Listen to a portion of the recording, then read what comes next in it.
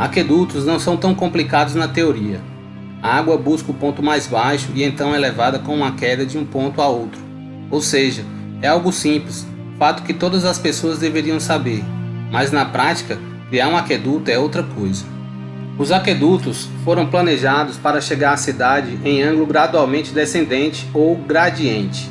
Esse gradiente era de apenas alguns centímetros a cada 30 metros.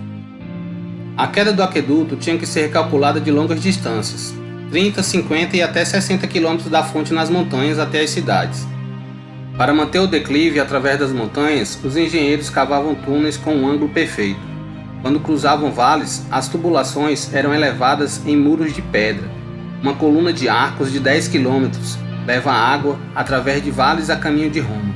Ao chegar na cidade, cada aqueduto desembocava em 3 túneis de contenção. Esses engenheiros que construíram os aquedutos acima e abaixo do solo teriam notado uma curvatura e também se a gravidade existia, como somos ensinados. Eles teriam sido capazes de ver a curva de água sobre uma superfície redonda a cada poucos quilômetros para compensar o nível. Os aquedutos que levavam a água a Roma somavam 800 quilômetros, a maioria dos quais subterrâneos. Os ângulos dos aquedutos eram consistentes através de toda a estrutura. Se o ângulo fosse interrompido por um morro ou montanha, os romanos teriam de perfurá-la para o outro lado para não perturbar o ângulo, sendo que alguns desses ângulos mediam meros 15 centímetros em 1,6 km percorridos.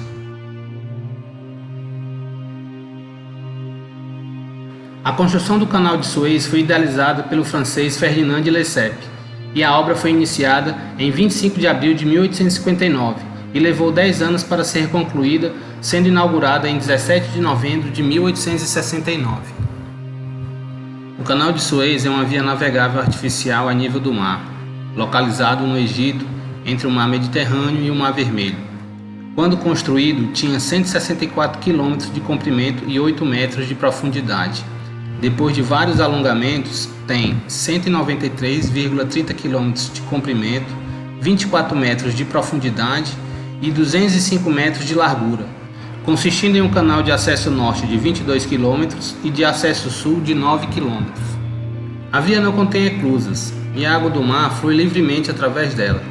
Em 2015 foi inaugurada a expansão da passagem de Balá em 35 km.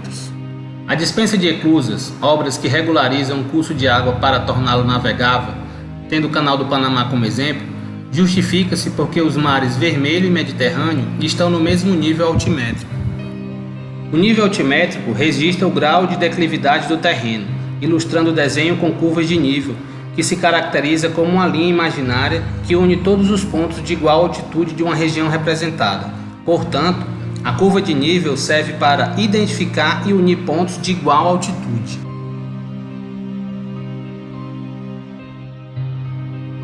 O nosso mundo tem milhares de quilômetros de linhas férreas espalhadas por todos os países. Há trechos retos e planos que parecem ser infinitos no horizonte. Um exemplo disso é a estrada de ferro transaustraliana, que atravessa a planície de Nullarbor a partir de Port Augusta no sul da Austrália para Kalgoorlie no oeste.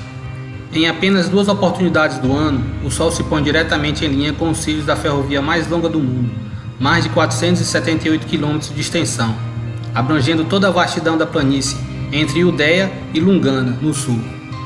A curvatura da Terra não foi comprovada em nenhum trecho da ferrovia e nem foi levada em consideração durante sua construção, sendo outro exemplo sólido e uma prova de que a Terra não é um globo. O mais engraçado é que os engenheiros e projetistas que constroem linhas férreas em todo o mundo simplesmente ignoram um estudo necessário de cálculos da esfericidade e curvatura da Terra para o assentamento e colocação dos trilhos.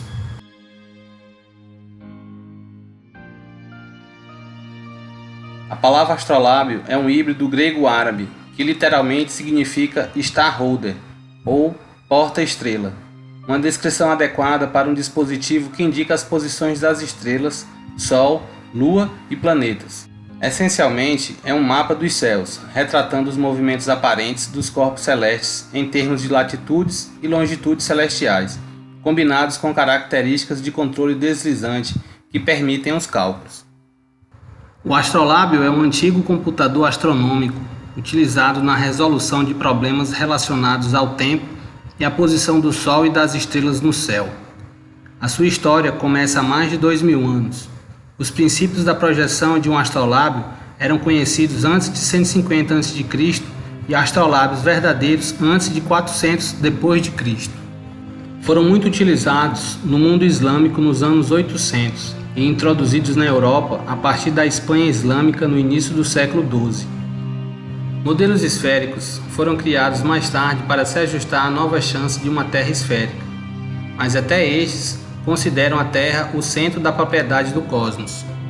Desde sua criação, o astrolábio foi projetado para ser usado em propriedade de Terra plana no centro do universo.